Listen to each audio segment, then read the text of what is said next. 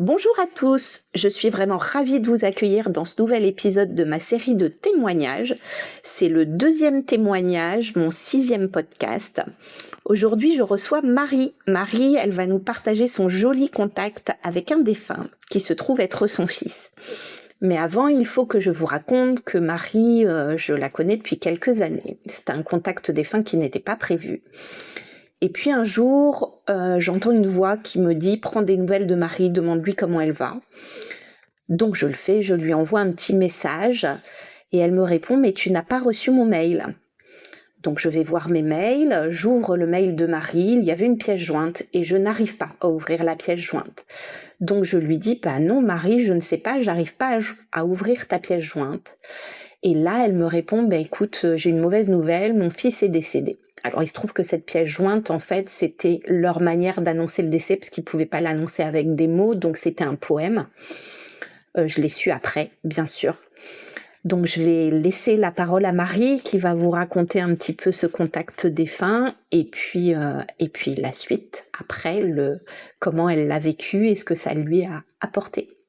Bonjour Marie. Bonjour Mélina. Alors raconte-nous tout.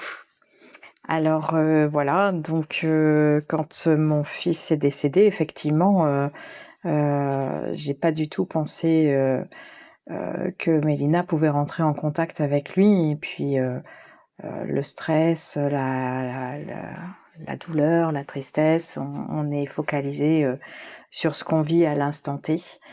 Mais c'est vrai que instinctivement, je me suis dit: «Tiens, c'est bizarre, elle m'envoie ce message comme si elle savait qu'il se passait quelque chose». Je sentais même dans l'intonation du message, «Coucou Marie, comment vas-tu?» L'air de dire, «Je ressens quelque chose qui va pas». C'était un peu ça, ouais. Voilà. Sans trop savoir, mais c'est vrai que comme on se connaissait déjà et qu'on se voyait régulièrement, voilà, j'ai trouvé ça presque normal et puis comme j'avais envoyé cet email, on avait envoyé l'email à tout le monde. Je me suis pas focalisée dessus, j'ai cru qu'elle avait compris ce qui se passait, ce qui n'était pas le cas. Mais très vite, elle m'a fait comprendre qu'Alexandre était bien et ce qui s'était un petit peu passé parce que les conditions de son décès étaient un peu particulières. On a mis 15 jours avant de pouvoir l'enterrer, et pendant ces 15 jours, c'était long. C'est vrai qu'il est intervenu pendant ces 15 jours. Oui, il est Auprès de moi, intervenu du coup. auprès de toi, il est intervenu auprès de moi à la chambre funéraire. Oui. Des envies déjà, parce qu'il est resté 1 semaine à la chambre funéraire, ce qui est très long, hein, déjà, en temps normal. Oui. 1 semaine complète, hein, vraiment 7 jours complets. Donc pendant ces 7 jours, des sensations déjà bizarres de vouloir écouter des musiques sans savoir pourquoi et se retrouver à chercher des musiques sur le téléphone et se découvrir qu'en fait, c'était les musiques que mon fils aimait. Puis se retrouver avec des lumières qui clignotent, juste parce qu'on touche, un petit peu trop, des parties de son corps qu'il n'aimait pas qu'on touche. Donc ça fait référence aussi, on se dit: «Waouh, c'est quand même bizarre», voilà. Mmh. Mais on est tellement mal qu'on pense pas forcément à tout ça. Et puis le besoin aussi de lire un conte très particulier, un conte, comme je disais à Mélina, je ne suis même pas sûre qu'il l'ait lu dans sa vie, en fait, ce conte. Et je me suis retrouvée tous les jours assise, à ses côtés, pour, lire ce conte, 1 page, 2 pages par jour. Et alors, il faut savoir que, moi, j'étais pas au courant de ça et juste après l'enterrement, mais son fils est intervenu auprès de moi pour me parler d'un des personnages de ce conte en me donnant le nom de ce conte et en me disant: «Il faut dire à maman que dans ce conte, je suis ce personnage-là». Au début, je crois que j'ai mis 1 ou 2 jours avant de lui dire parce que j'ai trouvé ça tellement bizarre, tellement étrange que je savais pas si je devais lui dire ou pas.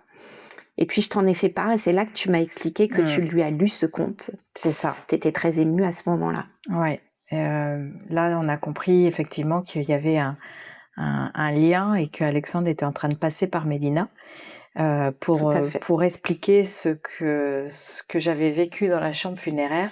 C'était vraiment des messages Et ce conte, effectivement, il a décrit parfaitement certains moments de la lecture et il s'est identifié dans un des personnages pour me transmettre le message que j'avais besoin d'entendre, Moi, en ça t'a pas fait. surprise d'ailleurs qu'il Ça se m'a pas compare à ce surprise qu'il se personnage. compare à ce personnage, tout à fait. C'était très en lien avec sa personnalité. C'était un enfant qui avait gardé son âme d'enfant, même s'il était adulte. Parce que voilà, il avait 30 ans. Il était jeune, mais 30 ans quand Mais même. adulte. Voilà, adulte. Et en fait, il avait énormément ce petit brin de folie en lui qui faisait que il avait gardé cette âme d'enfant et ça lui correspondait parfaitement. Et c'est suite à ce contact un peu imprévu pour moi, qu'on a décidé de faire un contact défunt plus officiel du coup, Tout à ensemble, fait. parce qu'on a compris qu'il était capable de le faire énergétiquement parlant et qu'il avait sûrement des choses à dire. Voilà. Donc de là, on a fait vraiment un vrai contact et effectivement, il a pu, donner des éléments sur, la manière dont il est mort, des éléments physiologiques en fait, hein, qui n'ont pas, modifié, ce qu'on savait sur son décès, hein, puisqu'il est mort de façon très brutale, mais qui nous a permis de comprendre que ce que j'avais ma crainte était, qu'il ait souffert, durant cette mort et en fait, il a pu, Expliquer que transmettre, non. voilà, expliquer que non, parce qu'il s'était passé telle et telle chose et que ça s'était arrêté de cette façon-là, et qu'il n'a pas eu le temps de souffrir. Ce qui a été confirmé après par un des médecins que j'avais vu, en me disant que le visage, tel qu'ils avaient retrouvé son visage, montrait bien qu'il n'avait pas souffert. Et ça, j'ai eu la confirmation du médecin légiste après. OK. Voilà. Donc ça a confirmé Le les discours dires, le discours, de ton voilà, fils de mon fils. et Il y avait il t'a transmis autre chose pendant ce contact défunt? il m'a transmis, également qu'il était bien, qu'il n'était pas tout seul, qu'il était accompagné d'une autre personne qui était décédée, un ami à nous qui était décédé peu de temps avant. Effectivement, j'avais oublié. Voilà et en fait, ça a été compliqué de comprendre qui c'était parce que le visage n'était pas tout à fait le même, parce que l'âge était Et oui, visiblement alors pas tout à fait le je vais en même. profiter pour rebondir, que les gens, le sachent. Les défunts se montrent sous une apparence qu'ils choisissent, qui peut être quand ils étaient plus jeunes, quand ils étaient enfants ou quelquefois, ils se rajoutent une barbe pour paraître plus sages et ils le disent. Voilà, c'est pas toujours l'apparence qu'on a connue à la fin de leur vie. Voilà et donc là, en l'occurrence, il avait rejoint quelqu'un, qui était pas dans l'apparence, en tout cas l'âge de son décès. Heu, Oui, et moi je ne connaissais pas cette personne, ni savais même qu'il était décédé, ni connaissais son existence. exactement, tout à fait et en fait, au vu des descriptions que Mélina me formulait au fur et à mesure, j'ai très vite compris de qui il s'agissait parce que les éléments étaient incroyables, en fait, c'était une coïncidence, dingue et effectivement Mélina ne savait pas, enfin, tu ne savais rien de Non, ce tout à personnage fait, et tout à fait.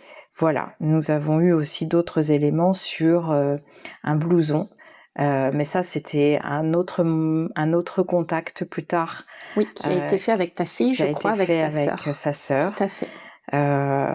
où, il a dit à sa sœur qu'il était content qu'elle ait gardé, un de ses blousons qui était un de ses blousons favoris, préférés, en Oui, fait. que j'ai pu décrire, je me souviens. Alors non pas de la description, mais je me souviens que je l'ai décrit. Voilà, parfaitement et ma fille après m'avait dit, «Mais, tu lui avais dit à Mélina, que j'avais gardé ce blouson?» J'ai dit: «Non, non, j'ai absolument rien dit».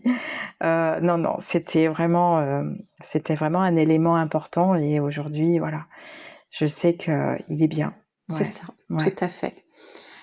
Qu'est-ce que ça t'a apporté, ce contact défunt?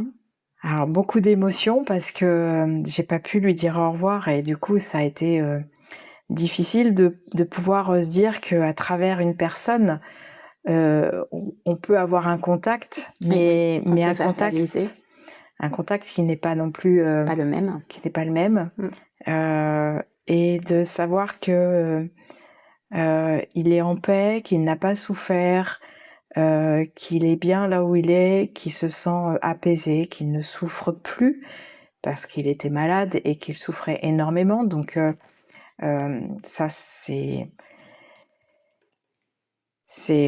important de savoir aussi que, son propre enfant, voilà, c'est dur de perdre un enfant, mais de Bien savoir sûr. qu'il va bien et ça aide pour avancer dans le deuil. Donc ça t'a apaisé toi aussi, en fait? Bien sûr, ça permet alors ça n'enlève pas, la peine et Bien sûr, la bien tristesse. sûr, Il y a du travail à faire, il faut du temps pour le bien faire, sûr. heu, Ça aide au cheminement. mais ça aide au cheminement et ça permet d'accompagner, ouais, pleinement. Merci beaucoup, Marie, pour Mais ce beau témoignage. avec plaisir. Je vous retrouve très vite pour un troisième témoignage de cette série.